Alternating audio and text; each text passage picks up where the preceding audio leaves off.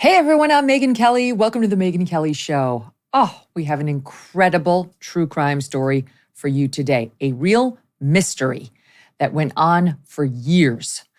Blogger Amanda C. Riley had stage 4 blood cancer, except she didn't at all.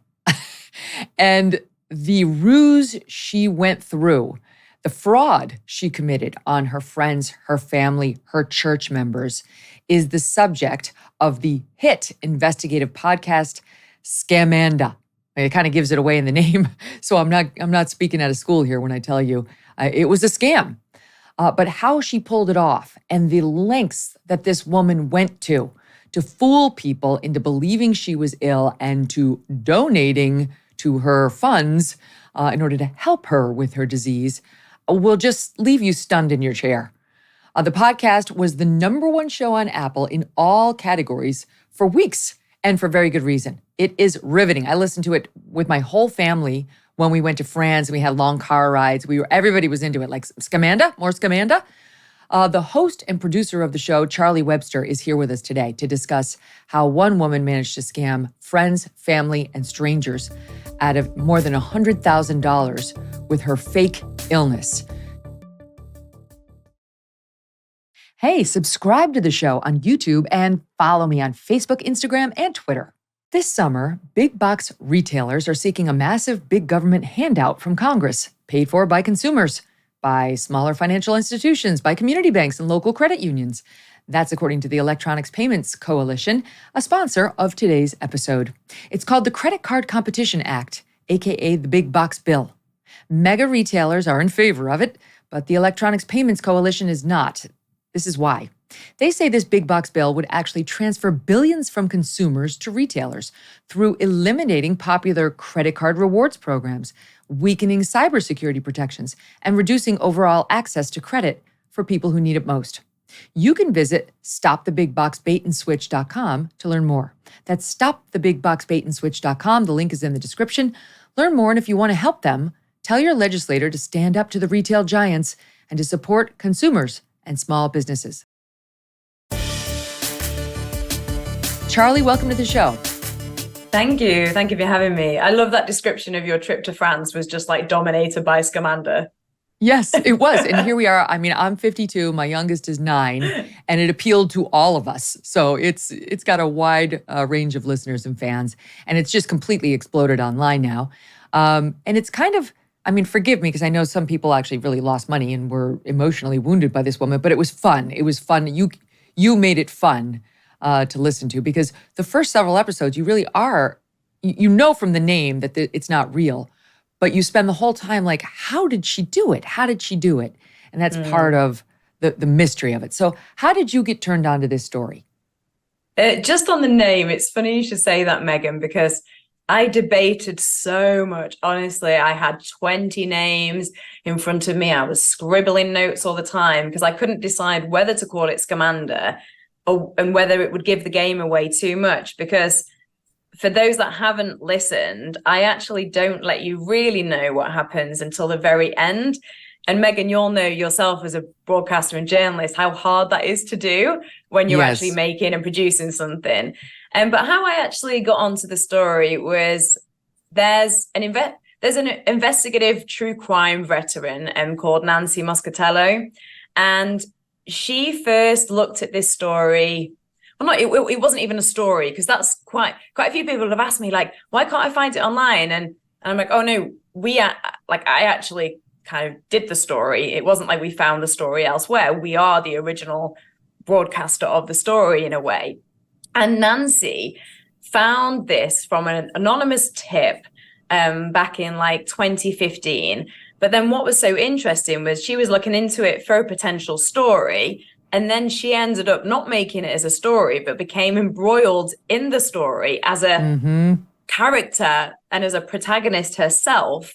And then she was telling me about it. So then I started to look into the story. And then that's when I came on board to build it further as a journalist and then look into it. And to be honest with you, when I first spoke to Nancy, and I mean, we can go into the fact that Amanda wrote a blog, but I started to read Amanda's blog and look at pictures and hear testimony. And I was like,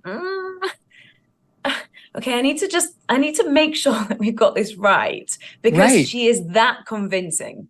Right. She might have cancer. You listen to her blog post and you're like, no, she definitely has cancer. There's no way she doesn't have cancer. And yes, this whole episode is a spoiler alert. So if you're going to listen to Scamanda, you should probably come listen to this episode after you've done that. And then you'll have fun listening to Charlie and yours truly talk about it. But yeah, this woman seemed to have a PhD in what it's like to have cancer. So you spend much of the series wondering, well, maybe she had cancer for a little while. Maybe she had a small dose of cancer, but she definitely had some sort of illness. And then, of course, you find out at the end, the whole thing was a scam. If she had devoted 1/10 of her energies to actually just working and getting a great job, and I know she had a job for some of this time, she wouldn't have needed to commit a scam. But that begs the question of why she did it, which we'll get to in a bit. So Nancy Muscatello gets an anonymous tip. She's a reporter. She gets an anonymous tip. You might want to look into this person who may be scamming people on cancer. And just to top it off, Charlie, Scamanda is not the only person to scam people when it comes to cancer. This, as it turns out, is a thing. How is it? How is it? Right. How is it a thing? This is what I when I first looked into it and started, honestly, I sat there with boxes and boxes of papers and documents, and I tried to access bankruptcy documents, which took me months and months and months. And I was like, no, this isn't, do people actually do this? And then since I released Scamanda, people started telling me that, oh, my best friend did this, or actually it reminds me of this story. And I'm like, I don't know. Why do you think people do this, Megyn? And I didn't realize how common it was, to be honest. Yeah. I mean, I think there are lots of motivations, right? Some people want money. Some people want attention. Some people have this, it used to be called Munchausen's. Now they call it, I think, fictitious disorder or something like that. But, why does somebody, this doesn't sound like it was Amanda, but those people who have Munchausen's will actually hurt themselves on purpose. They'll swallow bleach and things like that to actually get into the hospital and be treated by doctors and I guess feel special. They're sick. Scamanda, I think, is a different story. I don't think she was sick. I think she was, messed up, as anybody would have to be to commit this crime. But I don't think she was actually mentally ill in the way somebody with Munchausen's is.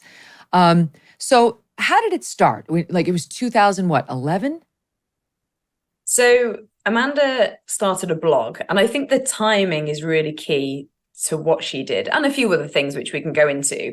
But she started a blog in 2012, and I remember looking back at my own career and, okay, where was I in 2012? What was I doing?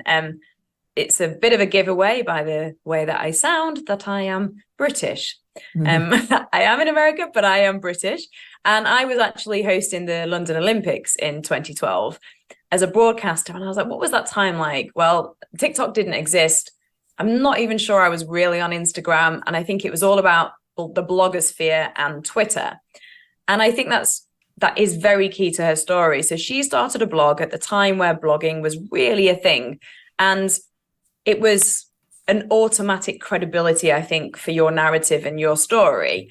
And, we had the mummy blogger, the fitness bloggers, and Amanda started to share her story of her diagnosis of Hodgkin's lymphoma. And she called her blog, "What the Heck is Hodgkin's Lymphoma?" And she started that blog, and she was so detailed in it, and she was so raw and heartfelt and hopeful. I mean, a lot of people, this is the thing about her, she was an inspiration, and a lot of people came to her blog and she started to get an audience. To me, she was like an early day influencer, and that's how it initially started. But shall I give the spoiler away? Well, yeah. You said we're going to give spoilers away. Yeah, it's okay. Then, this is for people who have listened to it, or they know they're going to get spoilers. It's still worth your time to go back and listen to the whole thing. Absolutely. Yeah, because I think to that point, I think it's not really about the end result. What I wanted to try and show in the podcast was how she did it. And I used her blogs. So she was part narrator and telling you how she did it herself. in a Mm-hmm. way alongside me, which I had a lot of fun, a lot of late nights doing, and a lot of sleepless nights, but a lot of fun doing. Anyway, she wrote this blog, but then this started in 2012 when she said she was diagnosed with Hodgkin's lymphoma. And then I found out that in 2010, she told a couple in San Jose that actually she was diagnosed with Hodgkin's lymphoma stage 4 in 2010. So then, right. Okay, that slightly doesn't add up. And then I then found out, actually, after the podcast, that this was going on even before that. So there's a pattern of behavior. Like, I'm sure we'll get into the motivation, which we've touched upon a little bit, which I think is so interesting, and her behavior and the psychology. But there seems to be a pattern of behavior of lying or saying that I found out that she said she got lupus as a teenager. I don't know whether she definitely didn't have that, but people think she didn't, that I've spoken to. And then I feel like it grew and grew. And I feel like she realized that she could get things, and not necessarily money, but attention, or I don't know, get away with not doing that project or work or something by not being very well. And I think it kind of grew from there, but we can talk a bit more about her past anyway. But yes, she wrote this blog and then became a bit of a blog influencer, and then a local celebrity, and then she infiltrated the church and then became a person within the church and was actually called the Anointed One. It's so sad. She took advantage of people of faith who were rooting for her and believing and praying for a miracle for her and donating to her. It's just absolutely exploitative. But one of the interesting things about it to me was she's married ultimately to this guy named Corey. And she met Corey because Corey was married to Alita, and they had 2 daughters, and one of them did get cancer. And they hired Amanda originally when Amanda was a teenager, like 18, to sort of come in and be with the 2 daughters and be a source of light, play with them, teach them cheerleading or something like that. And she was this super, and I think remained this super bubbly, positive force, that she happens to be a criminal, we learn later. But that's how she first got folded into this family. And it seems to me, you tell me, but like she looked at this daughter's cancer and learned, and I bet she saw how much attention the child got. And thank God that the child survived. But that seemed to me to be like where she got the idea. Like, oh, look at all the attention that goes to this young girl who's been stricken with this terrible disease. Yeah, and the fact that she ends up with Corey, who's 12 years older. She steals the husband. Her.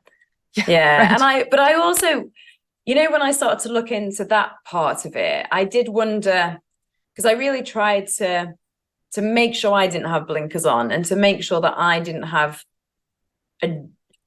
a preconceived idea of what I thought it was or wanted it to be, because I thought that was very important, especially because you've got Nancy's now a character of the story, and Amanda, hated Nancy, and the feeling's kind of mutual, really.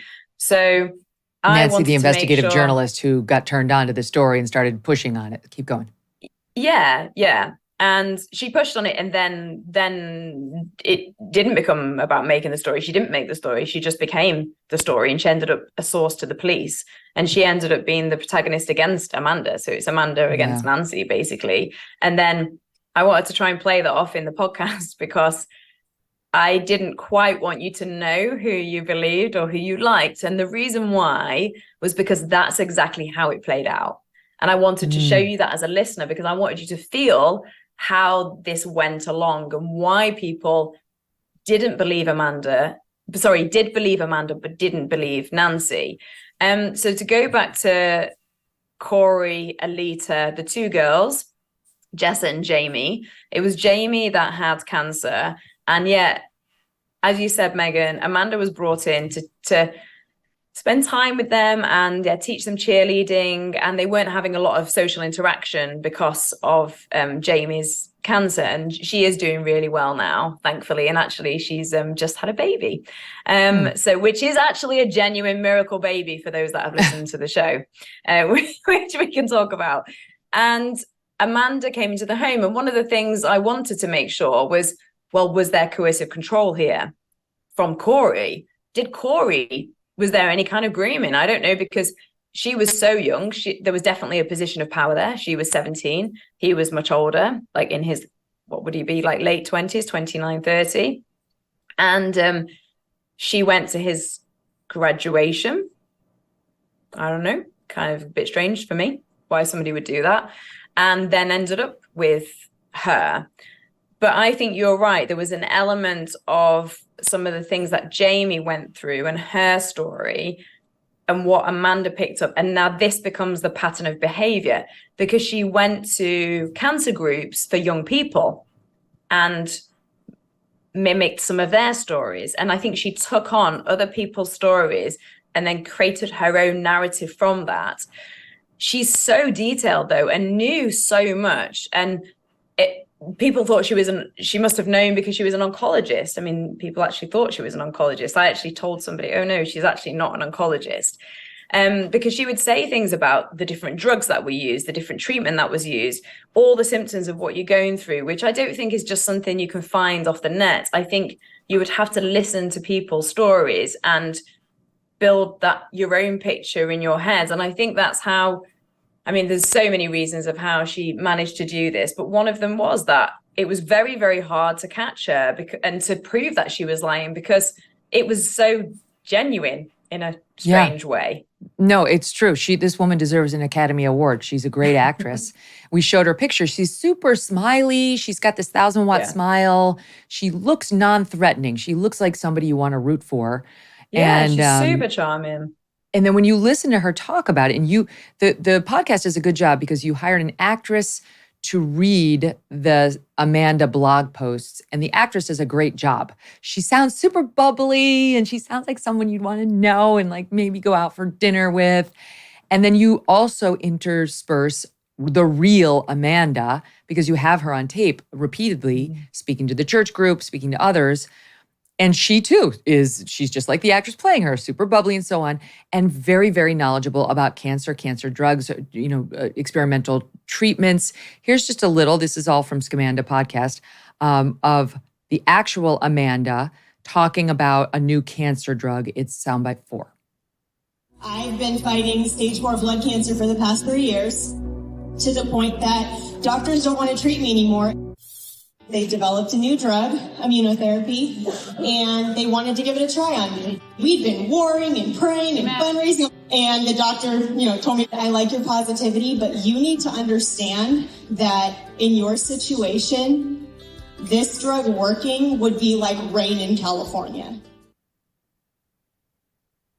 Sorry, I'm laughing, but that's my favorite, one of my favorite, when she says like rain in California, because she comes up with these like poetic quips. Yeah, she actually does. If you listen to the whole thing, she's good with the phrases. She's good at sort of spinning a yarn in a way that's very believable. So she's out there. It's starting to grow. She winds up with Corey, the husband of the family, who she was supposed to be there helping. And then the relationship goes downhill between Amanda, Corey, and now the ex-wife, Alita, who's the mother of the 2 girls.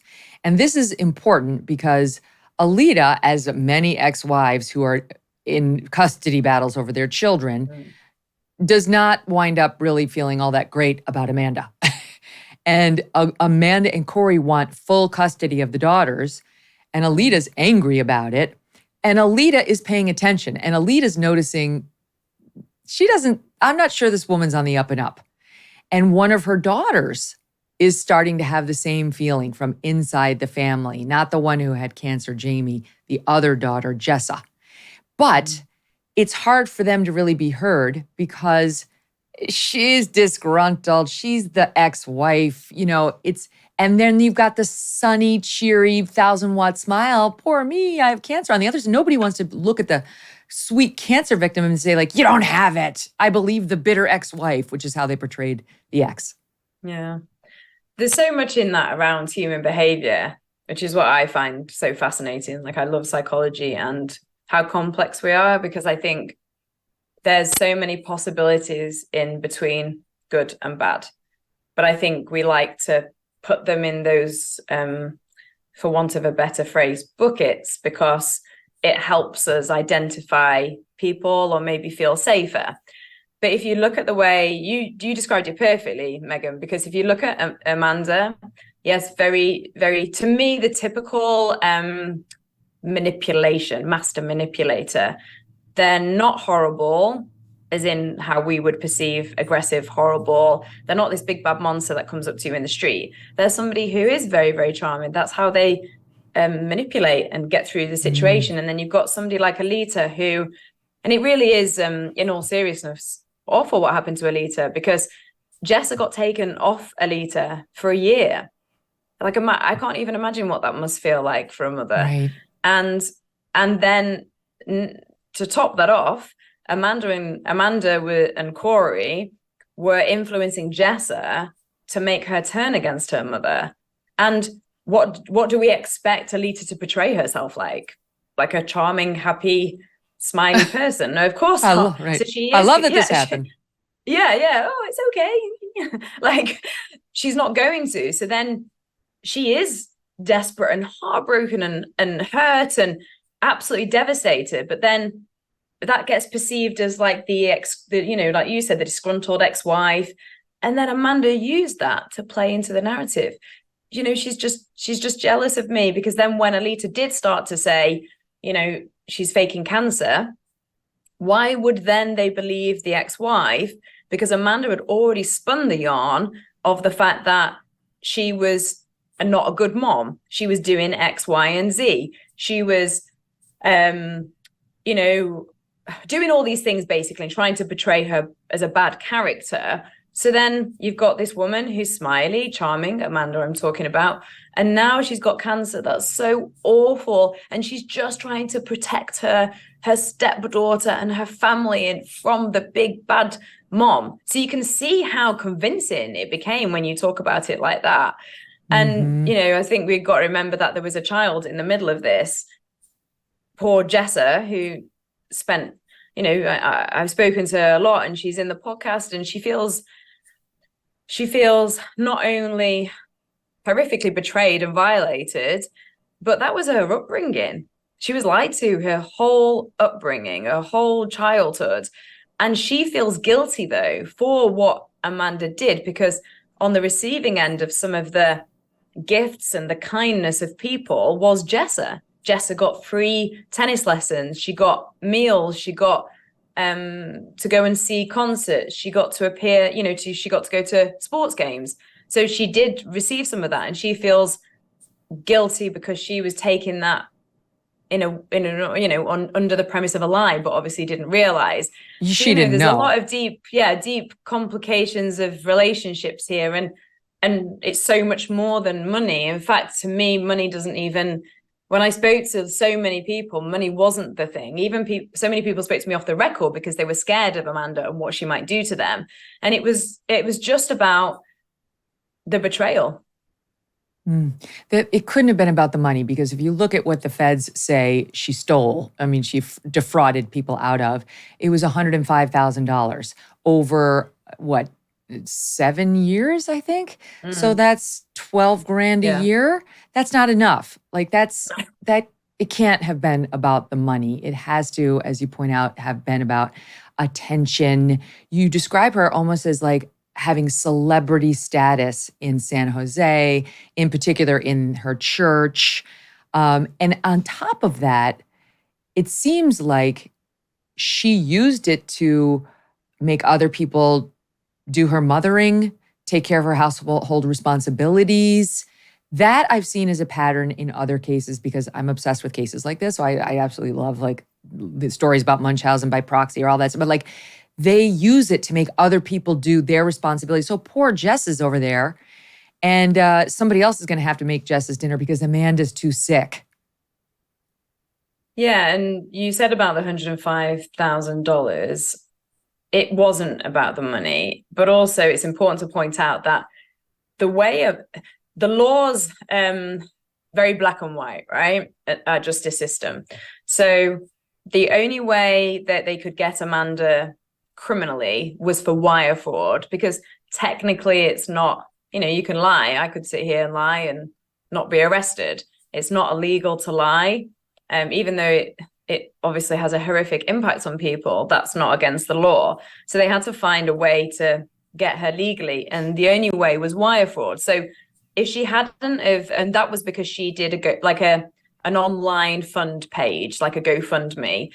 So that's how they managed to criminally charge her. Now, if she'd have not done it online, where she'd have just collected money through check and through cash, she would not be in prison. I've just given it away where she is now. Right? But, yeah. So she would have got away with it because there was lots of money. So there was so much more money, but it was cash and checks. And I've got a picture of her in church, and she was part of a mega church. So think how many thousands of people that is. That's not just a couple of hundred people. That's thousands. And they're putting money and throwing money at her feet on stage. So then you think, well, how much money was that? And then how much money over that 7 years, Megyn, did she collect in cash and check? Never mind what you said, in kind, which was through babysitting. And there was a lot of patterns of babysitting when she said she was in hospital and Corey was with her. So I don't know. Well, I mean, she actually was in hospital because she took loads of pictures of herself in hospital. But there was people that were trying to help her, babysitting, cleaning, cooking meals, gifting things, raising money for her. Even there was somebody who gave a nutritional supplement every month, so she could just go on and a membership to a nutritional supplement. So every month she could order as much as she wanted. So how much did that come to over 7 years? So I think there was so much more, but none of that counted as the criminal charge. It was just the wire fraud, which makes you think, oh my gosh, how does that, I don't know, maybe we should change the law. Junk science. That's what the doctor called many of those fruit and vegetable supplements on the market. Junk science because they use extracts of common produce department fruits and vegetables with few health benefits. But I want to tell you about Field of Greens. Field of Greens is different. They use whole organic fruits and vegetables, not a watered down supplement. And it's backed by a better health promise, which I'm going to tell you about. Each ingredient in Field of Greens was scientifically chosen to support vital organs like heart, lungs, kidney health. Others support your immune system, blood pressure, metabolism, and healthy weight loss. Their better health promise is simple. The next time you're at a doctor for a checkup, if the doctor does not say you're looking healthier than before, you will get your money back. How about that? That's a deal right there. So let me get you started with 15% off. Visit fieldofgreens.com and use my promo code MK. That's promo code MK at fieldofgreens.com.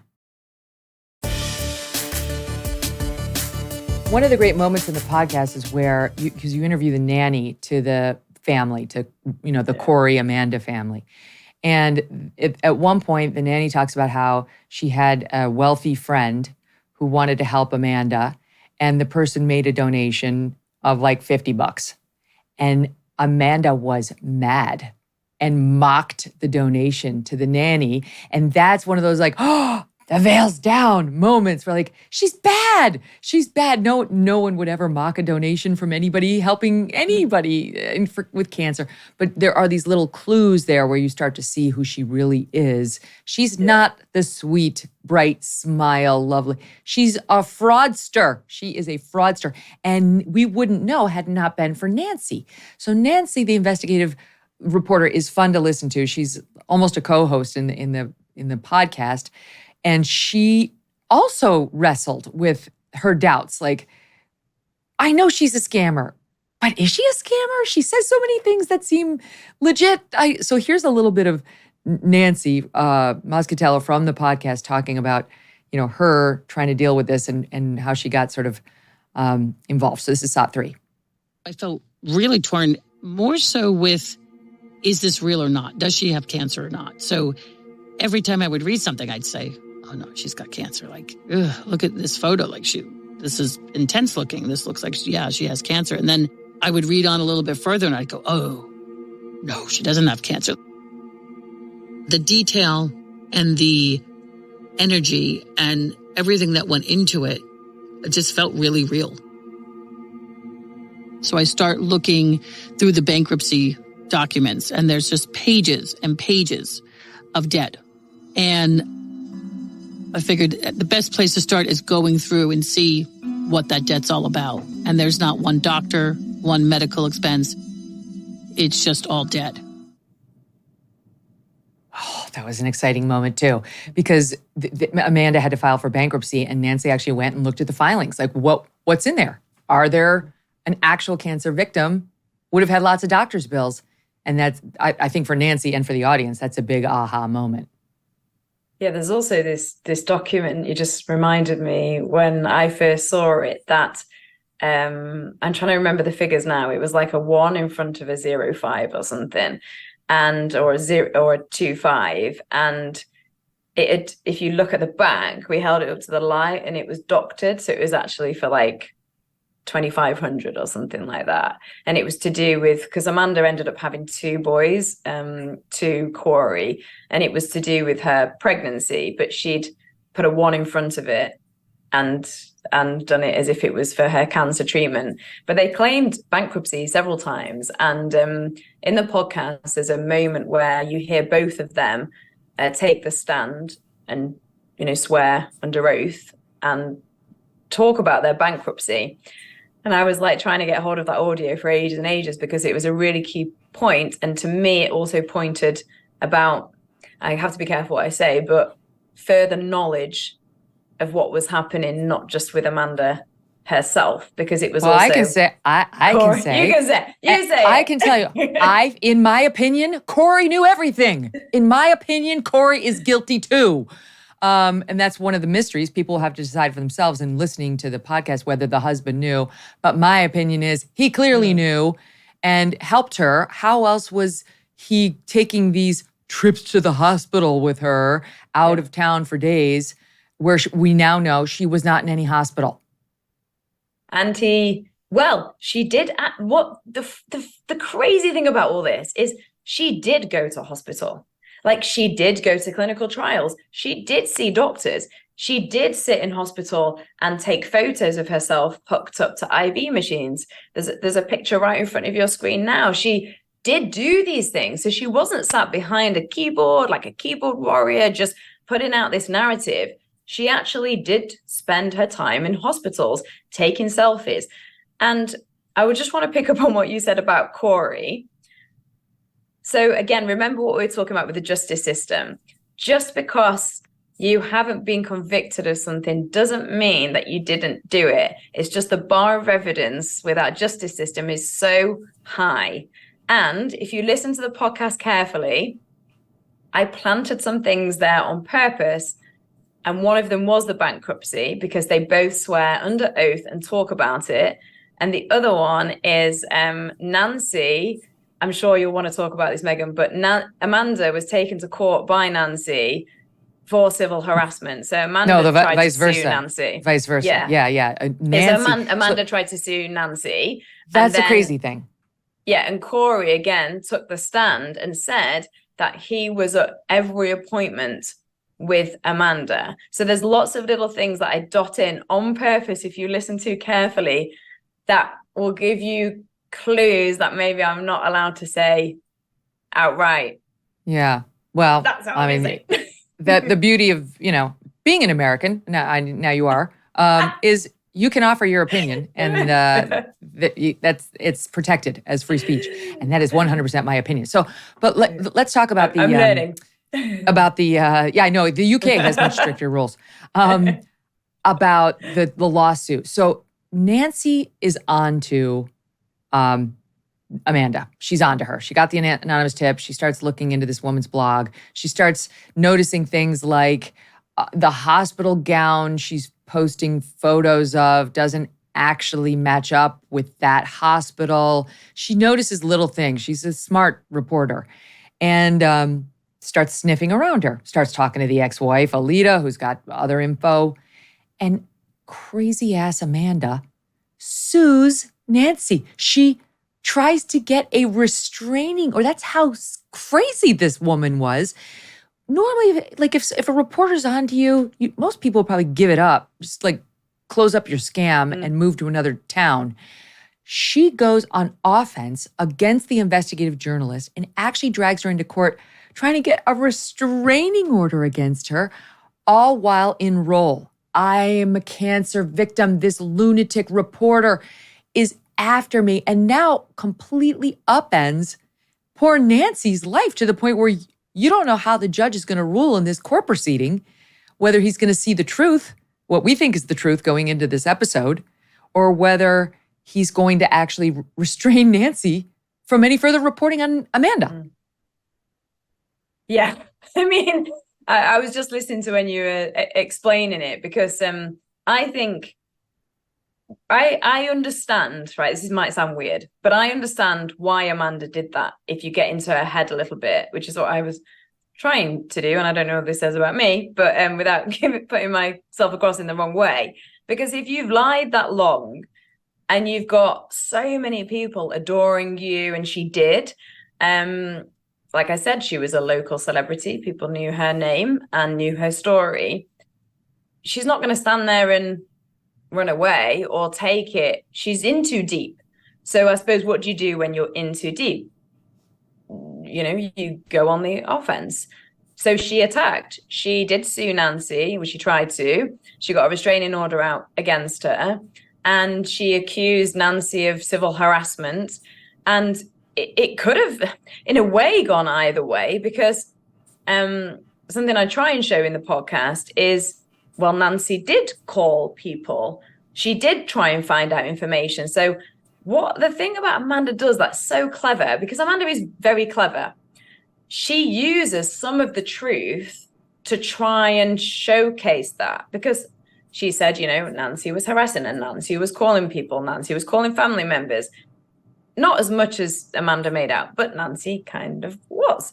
So you do wonder, like, oh my gosh, and could she try and shut her up? And because Nancy was part of the press, then obviously the laws here do protect, as you said, freedom of press. And so, but it was on a fine line. And imagine if that would have happened. And, that was like 2 days of Nancy's time, never mind of 6 months of preparation and $200,000 as well of a court case. And that would have ruined a lot of people. And Nancy's worked in true crime for a long time, but Amanda could have ruined her reputation. So you can see how deep this goes. But she turns up the heat, and then she turns up the heat again, because at that point, that's when the local police started looking into her. And instead of stepping away, she goes forward. So her MO, in a way, is to turn the heat up, to attack again, to go in even deeper. And I do honestly believe it's because she kind of believes her own narrative and is in too deep to be able to step away. And I'm not going to label her, because one thing I did want to point out, actually, I don't want to go on a tangent, but I did really want to point this out, is you mentioned Munchausen syndrome, and there's Munchausen by internet. And one of the things I didn't do, which people have questioned, is I didn't talk about Amanda's mental health at all. And the reason why is because it was never brought up by the police in the case, by her defense, in the sentencing, in any place at all. So I thought it was really important that I didn't go and diagnose her, because this is also kind of textbook narcissist behavior.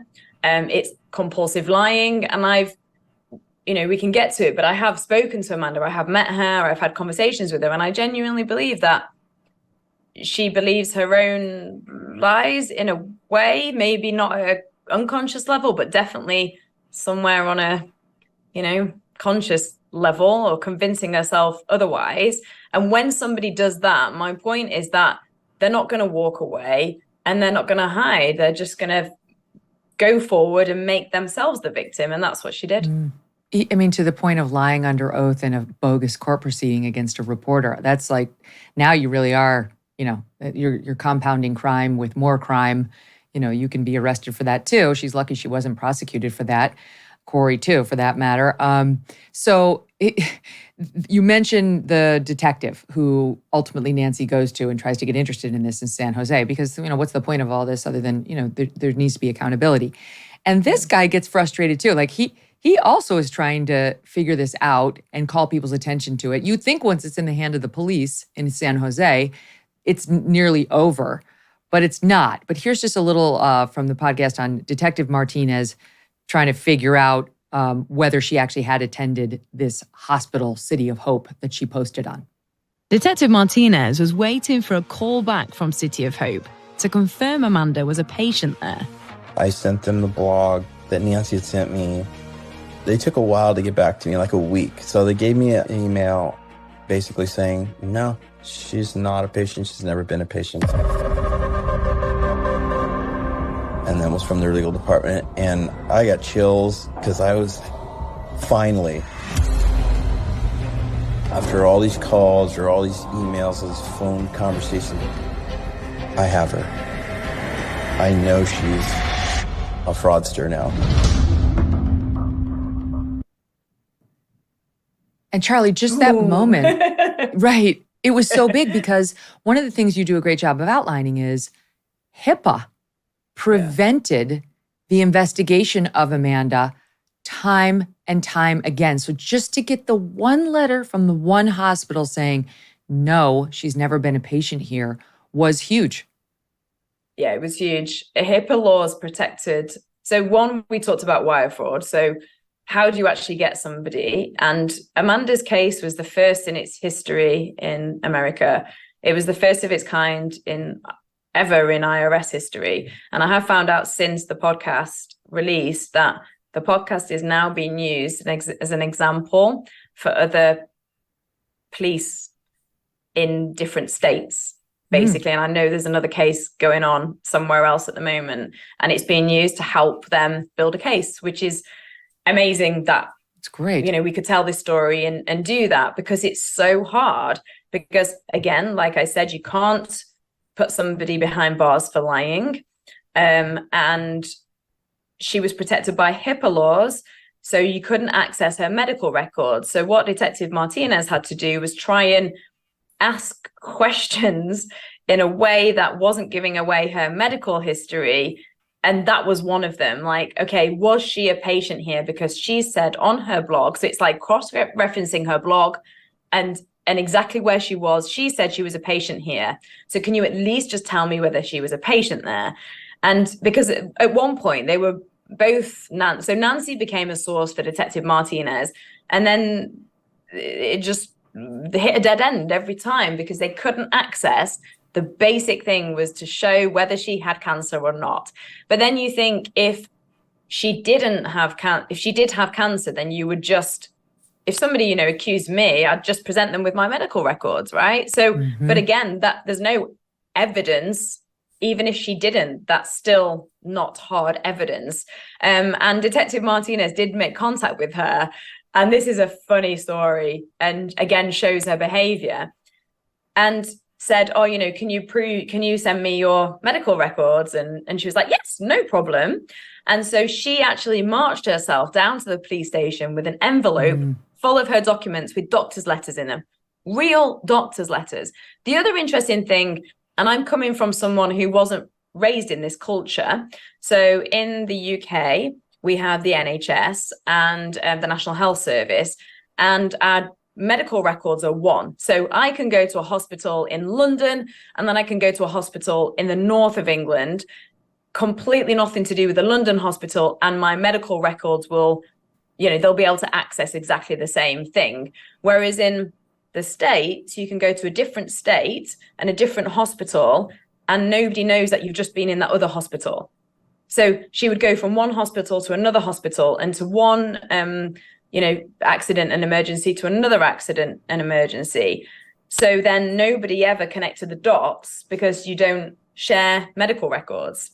I think that is something that's changing actually in the state of California. So that's how she amassed real medical records? Yeah. That's how she got real medical records, because she was faking it even with the doctors and in emergency rooms. Yeah, because she would. So that's how she did it, which I think is important to talk about, because a lot of people are like, but how? And again, when I was speaking to all the people involved in her story, her friends or former friends, some still believed her at the time. So I had to be very careful, especially because Nancy was depicted as this, like, the enemy now, this person who is vindictively going after this poor woman who's got cancer. So I had to be so careful and be really independent when I was speaking to people, because a lot of people still believed her. And it was because people had seen her in hospital.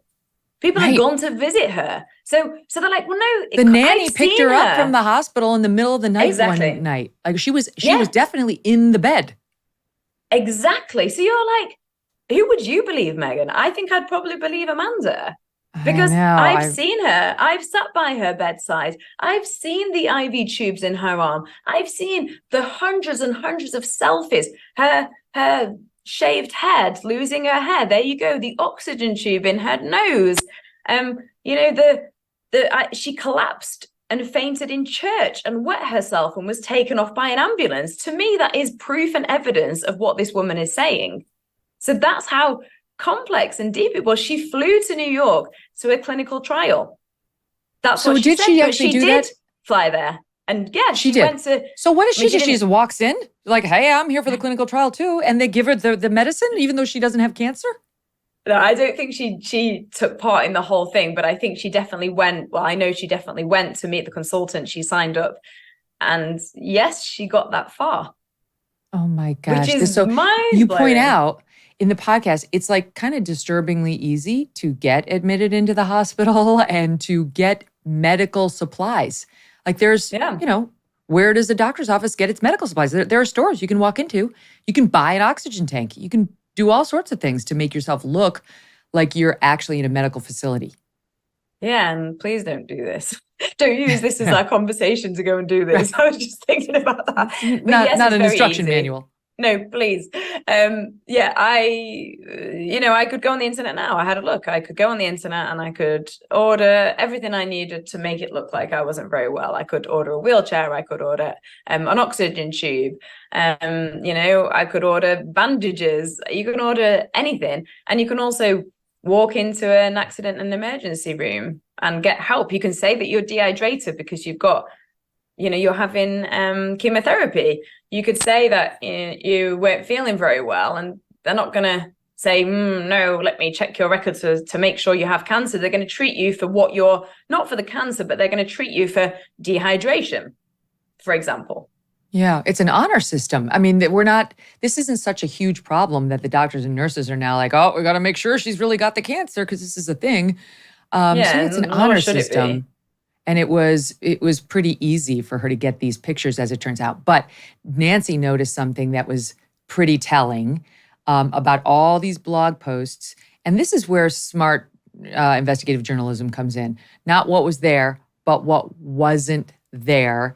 Here's soundbite 6. One thing I noticed right away is Amanda would talk about facilities or names of the places she was going, but there was never any mention of the actual doctors or nurses or the people, that were basically saving her life on a daily basis. It was always, very generic. And that stood out to me as strange. Right, because it's a different matter altogether when you say it was this doctor by name who treated me. Now it's a lot easier to check. Yeah, and there was things like you could zoom in some of the pictures and see logos, and you're like, hang on, does that logo match with where she says she is? No, it doesn't. You mentioned the hospital gowns. And the other thing that I looked at was there's a picture of some pill bottles. And I didn't notice this until halfway through making it, to be honest. And I zoomed in and I was like, because I was cross-referencing things. And I was like, oh my God, there's a different name on that pill bottle, but she turned it. So you could only see but it was a man's name. You could see the first few letters. Wow. So again, it was just very well, very, very detailed and very well, orchestrated. You put out a mashup of some of her lies, the actual Amanda, not the actress reading the blogs, to promote the podcast. I've got to play it for the audience as it's entertaining and it gives them a feel for just the number of things she said. Here's soundbite 1. I'm a stage 4 refractory blood cancer patient. I'm still a patient. I'm a 4-time relapse. I'm in a clinical trial right now. I still have active cancer. Technically a survivor too. I'm in the hospital a lot of the time. So I'm traveling to New York for my clinical trial. No, I'm a terminal patient. I'm in a clinical trial just trying to buy more time. I have a website, so anybody interested in learning more about my story, just supportamanda.com. So anybody who wants to go on there and follow my story and root me on, I love prayers and happy thoughts, and anything helps. Oh my God, Charlie, it's so good. It's crazy. Oh God, we had a laugh making that.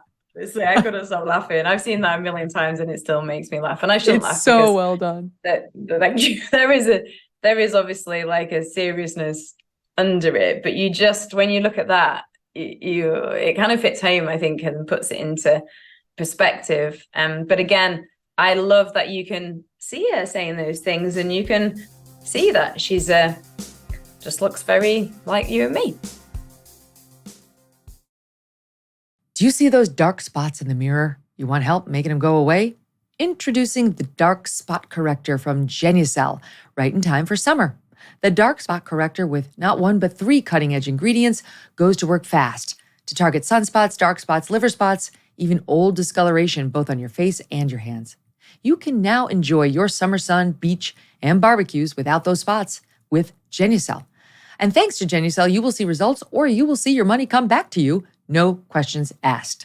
So go to Genucel.com right now. Get your dark spot corrector with the new Genucel most popular package, now featuring summer essentials like the best-selling Ultra Retinol Moisturizer that has a powerful retinol alternative for safe use in the summer sun. Visit Genucel.com/MK60 for these amazing summer essentials and save over 70% off Genucel's most popular package. Free shipping, free returns, and excellent luxury skincare, all at 70% off. Genucel.com/MK60, GENUCEL.com/MK60. All orders include a mystery gift while supplies last. Her reference there to I'm a terminal patient reminds me of another strain in the show, which is about how she did infiltrate actual cancer support groups. I mean, this is where it's sick. And was working with the American Cancer Society on, like, not fundraisers for her exactly, if memory serves, but just sort of, let's beat cancer type events. And they didn't know either. In their defense, again, it's the honor system. If you go to them and say, I have stage 4 Hodgkin's lymphoma, they believe you. They don't ask for medical records to make sure. And she took advantage of all these good hearts. Yeah, she really did. And I think we've got to be careful that we don't end up living in a totally cynical system where, because a few people, and Detective Martinez actually said this to me, well, they should have checked, or the church should have checked, and where's their protocol? And I was like, well, should they though? Because I don't know, I'm a survivor myself of abuse, and I would hate to be questioned like that, because we do live in a culture where we still sadly blame the victim.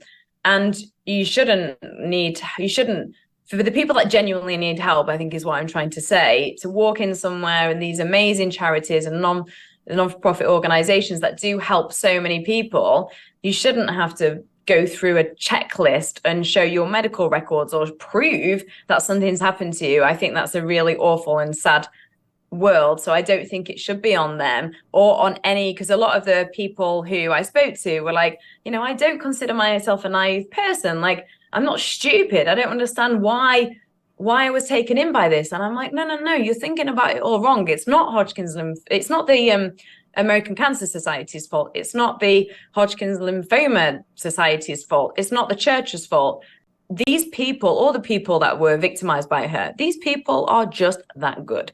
Groomers and manipulators are that good. They infiltrate society and do these things and spin a narrative as this charming and lovely person that's helping people. And to go to your point is, well, she did fundraise and help people. She even sent cancer patients packages because she said, I know what it feels like and I know what you need, which is obviously a lie, but she did send care packages to people that needed them. So you're like, what's so fascinating about her is she was inspirational. She did stand on stage. She did offer hope to people, even though it was a lie. But at the time, it inspired people. It gave people hope in a situation that this was coming in, but the back end of this was coming into COVID times, and she inspired people and raised money for people. So that's it's one of the worst parts of it, because it's like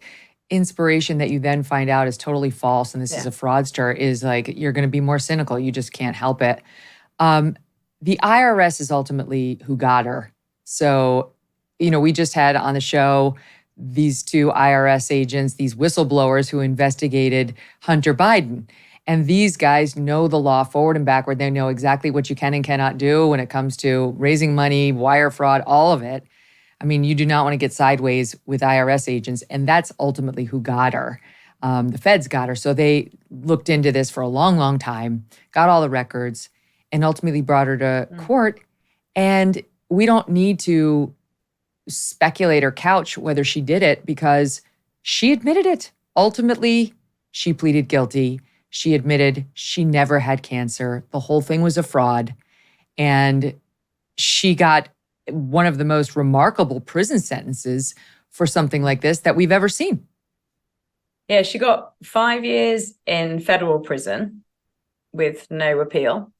And it was Special Agent Lee, I'd love to give her a mention, from the IRS, who's amazing, who ended up taking her down, obviously, with the information from Detective Martinez, and then backing that with the information that Nancy had collected and given to the police. Now, the thing about that is it became very personal for these people. So again, you look at a few people, oh, it wasn't a lot of money, and it's like, that's not the point. For Agent Lee, we've all been affected by cancer in some way, whether it's through ourselves or our family and through a loved one or a friend. And so Detective Martinez, it became very personal. How could somebody do this? She could be asking money from my family. And then Special Agent Lee had someone close to her who had cancer. And she was like, how can somebody do this? So I think it was very emotionally driven, which I think is important to point out. But, Megyn, you said about her saying that she didn't have cancer. Now, this is what I find. So I looked into this really closely, and I played out the statement in the podcast on purpose, the full statement, because I wanted to showcase you exactly what she was like. This is the statement she made to the court, read by actor Kendall Horn. Your Honor, there aren't enough words to adequately express how horrific I feel and how sorry I am that this happened. My heart aches every day thinking that I did something that hurt other people. This is the worst thing I've ever done and the worst mistake I could have made. I don't sleep well at night because this haunts me daily.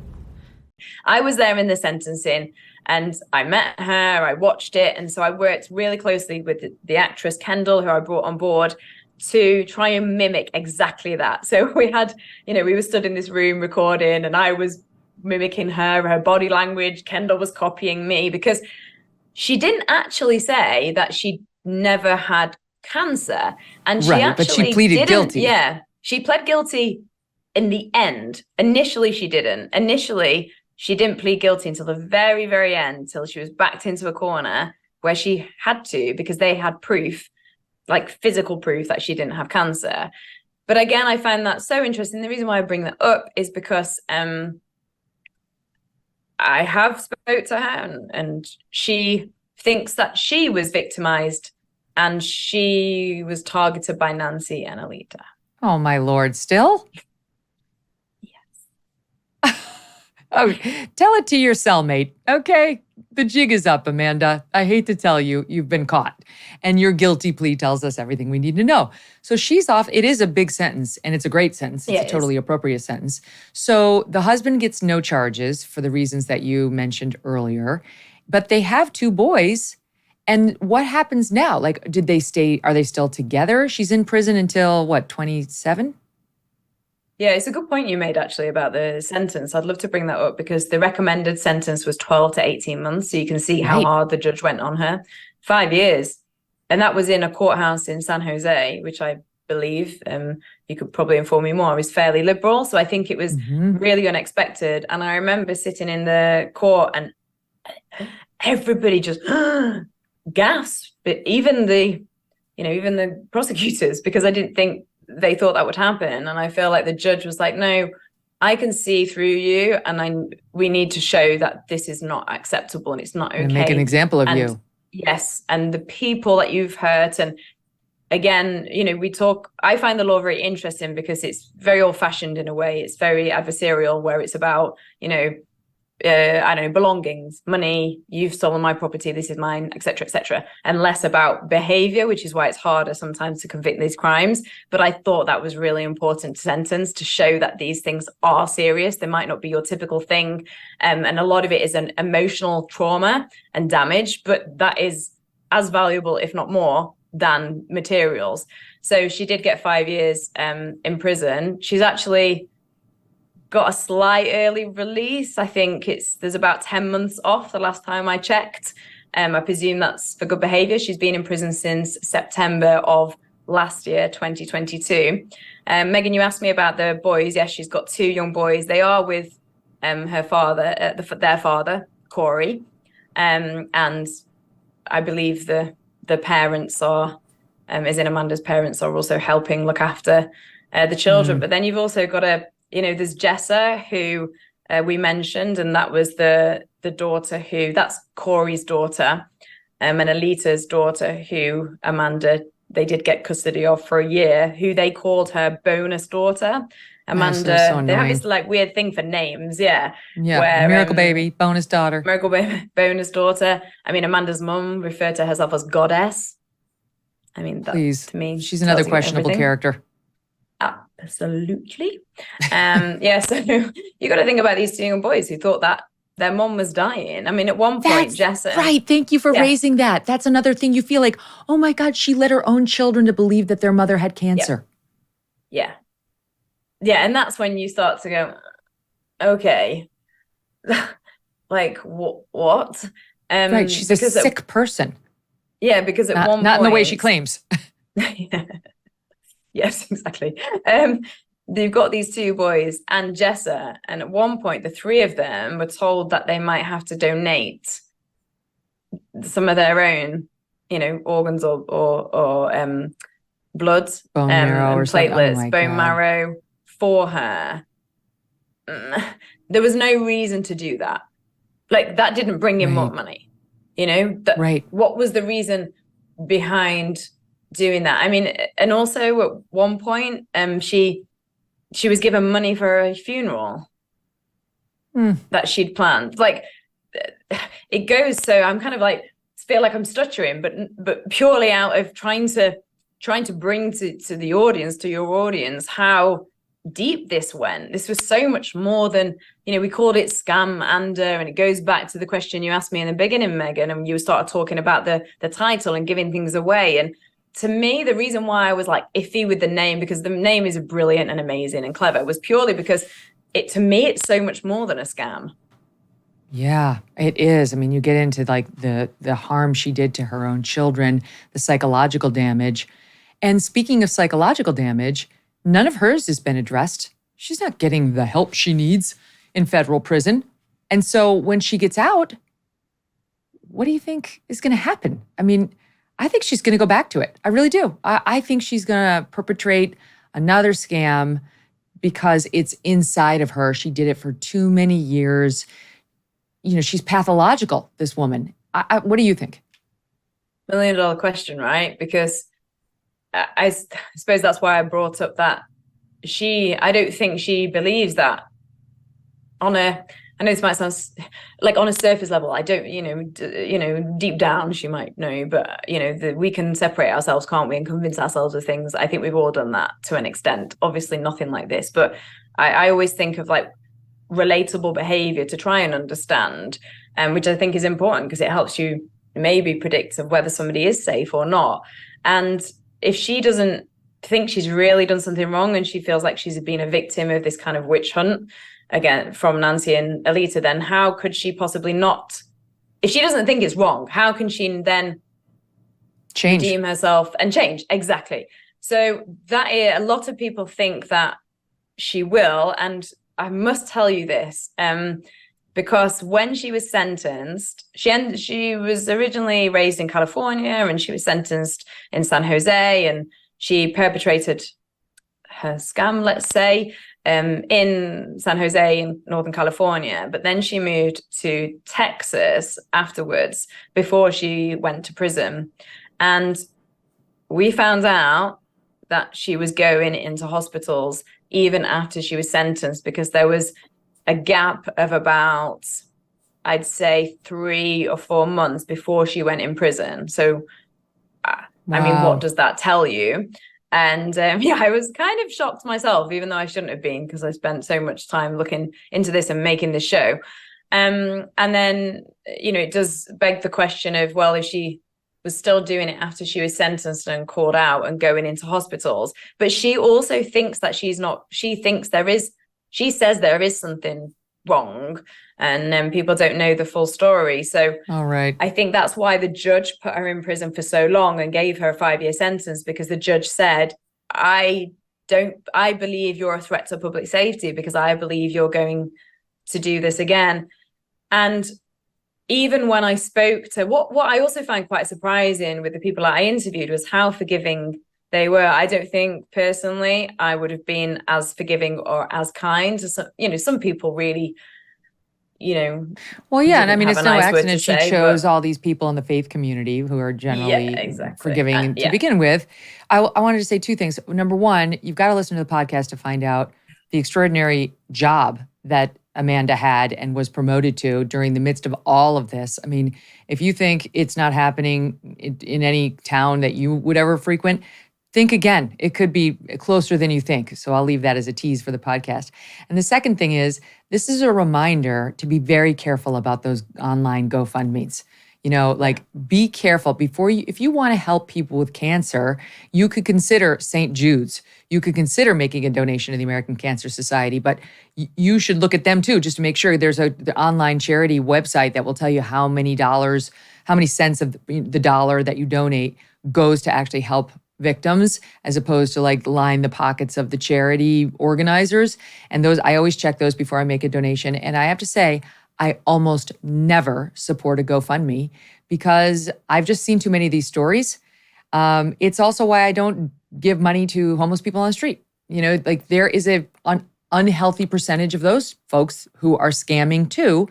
If you want to help, there are actual organizations who will make sure the money gets to the right person and people who are really suffering. Nothing's foolproof, but randomly going to supportamanda.com is not a good idea.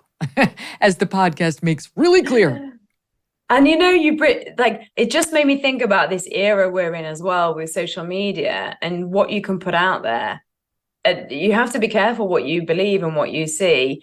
But then I just feel so sad listening to you, because I'm like, oh God, maybe I'm just being too empathetic, but I just feel sad that we're in that situation where you won't donate to a GoFundMe page because you're questioning whether that person's lying or not. And then there's people that really do need support and help, because I don't think it's as, misfortune isn't something we necessarily bring on ourselves. You might be brought up in a really tough environment. A lot of people that are on the street is through domestic abuse or through divorce. But again, who do you know who's real and really needs help and who doesn't? And then Amanda just make this Amanda story. I didn't want it to be a case where you then start to doubt people, but hopefully a way that can showcase these behaviors, because there are red flags that you can look out for and there are genuine people. Yeah. I mean, you don't want to get to the point where somebody's like, I need a month leave of absence because I have some hideous cancer diagnosis. And you're like, I'm going to need to see a note from your doctor. Bob does have cancer. Okay. All right. Now, that's not how we've operated in our society. And this problem's not so ubiquitous. We need to change that. But when it comes to actually donating your money, do be careful. Yahoo, responding to the huge popularity of Scamanda podcast. Again, everybody should listen to it. It's such a good summer podcast. You want something that's again, it's not frivolous, as we've been discussing. It's quite serious, but Charlie does such a good job of presenting it in a kind of fun way, for lack of a better word. You'll enjoy it. In any event, it got their attention, and they went on to talk about some of the many, many examples of people who have done this over the last few years who have been caught. Just to tick off a couple, TikToker Madison Russo arrested, charged with defrauding 439 people out of more than $37,000 after she faked a cancer diagnosis.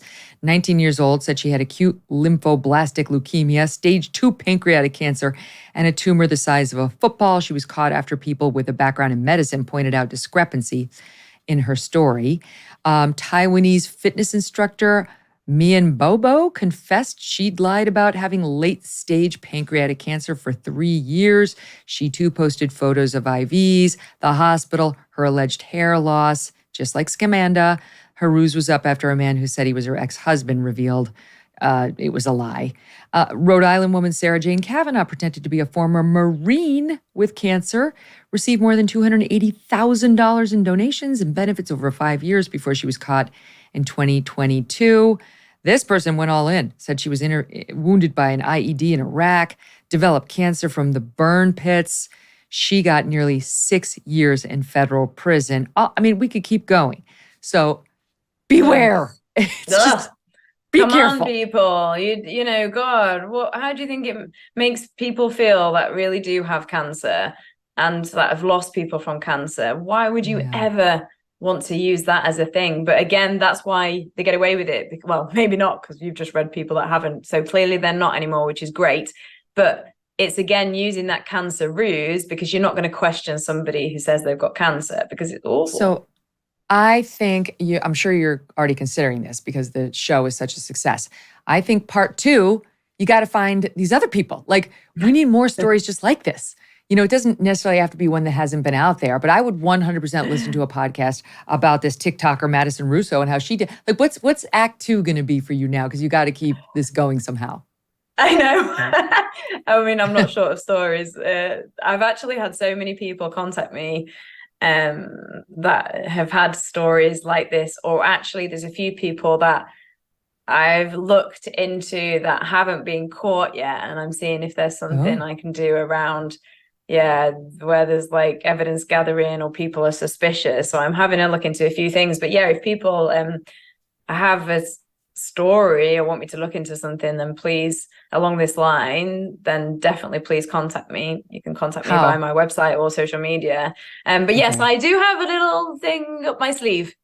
Good. Because again, people absolutely loved and really did enjoy it, which, you know, I'm so grateful for, because I think, you know, you all know Megyn, but I think people sometimes don't realize how much work goes in behind the scenes to put these things together. And, you know, it took a long time. And then to see and hear it being, I don't know, appreciated and received in the way it has just means everything, because I can create something and if you don't hear it and get this response, then it doesn't really mean anything. And then it was funny because so many people have told me now different stories about Amanda, and I did record a few bonus episodes. I listened to them. Oh my God, did you? I was like, I have to tell this story. And there was this poor this teacher who actually left her teaching career because of Amanda. I'll say no more.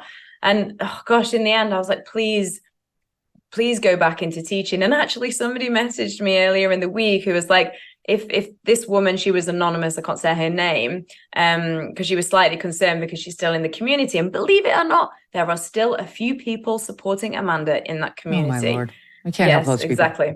But the bonus episodes make one thing clear. They remind me of something that I've known, which is people who do this kind of thing tend to have a long history of dishonesty. It's, if you just dig a little, you know, you went back to her college years, and those are, I'll leave that as a tease. But there was a man I knew in New York City who was accused of not being a Bernie Madoff, but being like a mini Madoff. And it turned out this guy he was trying to pass to get it. I think it's called the Series 7 exam, where you get your license to participate in the financial industry in certain ways. And it turned out he had another person take the exam for him. Now that's 30 years earlier by this point. But I'm telling you, like, once you cross that ethical line, you stay on the wrong side of it. It's like, once you cross it, it's very hard to get back onto the other side where you were not a criminal. It really is. And it's just, we've just seen it so many times.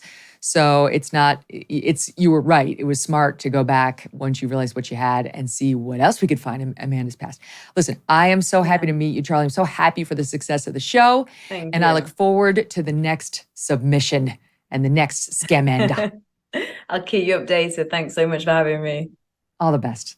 Thank you all for joining me today. I want to tell you that tomorrow we are going to bring you my interview with Governor Ron DeSantis, the very first time he sits down with yours truly. I would love to hear your thoughts about it once you hear it, so make sure to send me a note after you watch at Megyn. Email me at MEGYN@MegynKelly.com. Talk to you then.